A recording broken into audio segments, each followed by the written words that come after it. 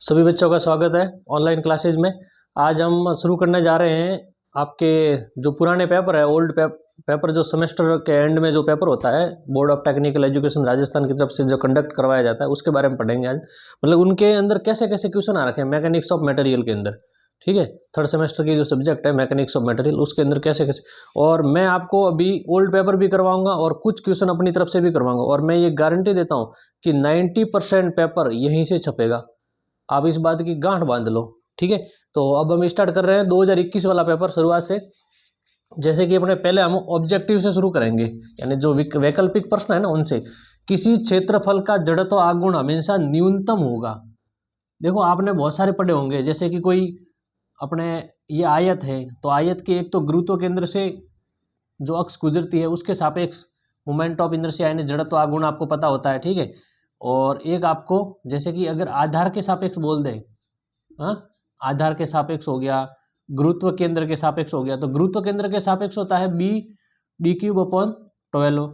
अगर आधार यानी उसके बेस के सापेक्ष बोल ले तो बी डी क्यूब अपॉन 3 होता है। अब देख लो ये यहाँ पे छोटी वैल्यू से डिवाइड किया जा रहा है, ये क्या कर रहा है यहाँ से छोटी वैल्यू से डिवाइड किया जा रहा है, मतलब इसकी जो इसकी टोटल की वैल्यू होगी ना वो ज़्यादा होगी, इसकी जो वैल्यू निकल के आएगी वो ज़्यादा होगी और इसकी वैल्यू कम होगी क्योंकि ये बड़ी वैल्यू से उसको भाग दिया जा रहा है।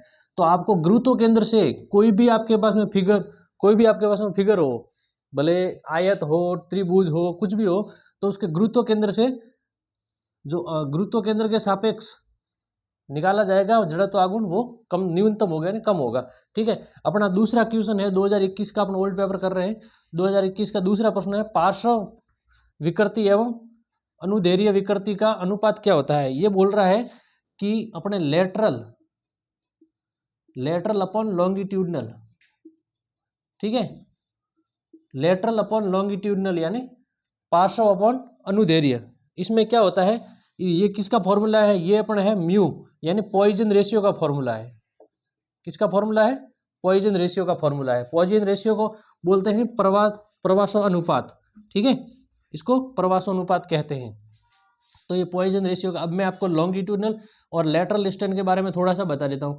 जैसे आपके पास लंबाई में कोई ये छड़ है, अगर इसकी लंबाई कम होगी, अगर इसकी लंबाई में अगर आप विकृति को नापोगे तो उसको तो बोलेंगे लॉन्गिट्यूडनल यानी अनुदैर्ध्य विकृति, ठीक है। और इसकी आप चौड़ाई में अगर विकृति को नापते हो, चौड़ाई में, ठीक है, जैसे इस डायरेक्शन में अगर फोर्स लग रहा है तो फोर्स के परपेंडिकुलर डायरेक्शन में, तो अगर उसकी वो नापते हो ना विकृति तो उसको बोलते हैं लेटरल, ठीक है। आप ये थोड़ा सा अंतर समझ लीजिए तो आपकी ये क्वेश्चन आराम से हो जाएगा, ठीक है। तो अपने पार्श्व विकृति अनुदैर्ध्य विकृति का अनुपात क्या कहलाता है, प्रवासो अनुपात, ये हो गया। अब अपन आते हैं तीसरे प्रश्न पे, यानी आई जड़त्व आगुण एवं ए जड़ क्षेत्रफल वाले पटल की परिभ्रमण त्रिज्या क्या होगी। अब ये आपके तीसरा प्रश्न है ऑब्जेक्टिव वाला। तो इसमें देखो मैं आपको बताता हूँ, मैंने आपको परिभ्रमण त्रिज्या के बारे में अगर आपने नहीं पढ़ा है तो अपने पुराने वीडियो वो देख लेना। मैंने आपको बोला था कि अगर कोई आपके पास पटल है, उसके गुरुत्व केंद्र से हमने उसके घूर्णन अक्ष उसके गुरुत्व केंद्र से निकल रही है और हमने उसका मोमेंट ऑफ इनर्शिया निकाला, तो उसका मोमेंट ऑफ इनर्शिया थोड़ा कॉम्प्लिकेटेड होता है, इसलिए हम क्या करते हैं उसको एक पट्टी में बदल देते हैं। पट्टी में बदलने के बाद में ये जो सारे एरिया है वो एक लाइन में आ गए, एक पॉइंट पे आ गए। तो अब कितनी दूरी है, यहाँ पे सभी एरिया की अलग अलग दूरी थी लेकिन यहाँ सभी एरिया की समान दूरी है गुरुत्व अपने घूर्णन अक्ष से। तो इस इनके बीच की दूरी को क्या कहेंगे, के, यानी ये परिभ्रमण त्रिज्या होगी। परिभ्रमण त्रिज्या का फॉर्मूला जो था वो था K square equals to I upon A. और इस केस में मोमेंट ऑफ इनर्शिया क्या होगा, I equals to area into परिभ्रमण त्रिज्या का वर्ग। ये फॉर्मूला होता है, जो मुख्य फॉर्मूला ये होता है और उससे हमने ये फॉर्मूला निकाला।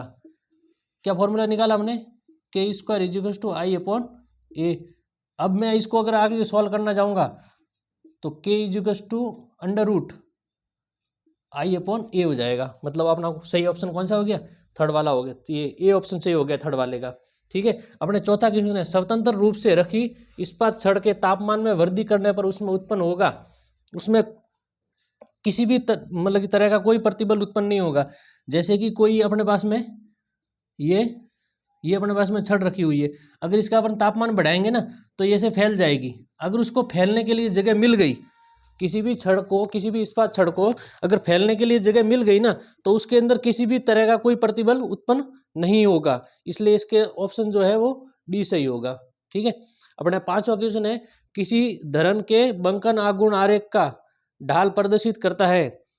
बच्चों आपने एक फॉर्मूला पढ़ा होगा या फिर आपने डेरिवेशन करा होगा कि अपने लोड है, बेंडिंग मोमेंट है, शियर फोर्स है, उसके बीच में रिलेशन क्या होता है। इसका एक आपके सिलेबस में एक रिलेशन भी है, लोड, शियर फोर्स और बेंडिंग मोमेंट। तो लोड अपने बेंडिंग मोमेंट और शियर फोर्स का एक ये रिलेशन है। यहाँ पे एम जो है वो है बंकन आघूर्ण, ये है बंकन आघूर्ण। ठीक है, बंकन आघूर्ण एम हो गया। यहाँ पे वी क्या हो गया, वी हो गया शियर फोर्स, और शियर फोर्स को हिंदी में कहते हैं अपरूपण बल। अपरूपण बल, तो इनके बीच में ये रिलेशन होता है D M upon D X बराबर वी। ठीक है ना, तो इसका जो स्लोप है ना वो ढाल क्या प्रदर्शित करता है, अपरूपण बल को प्रदर्शित करता है, यानी शियर फोर्स को बताता है। ये हो गया अपना पांचवा क्वेश्चन।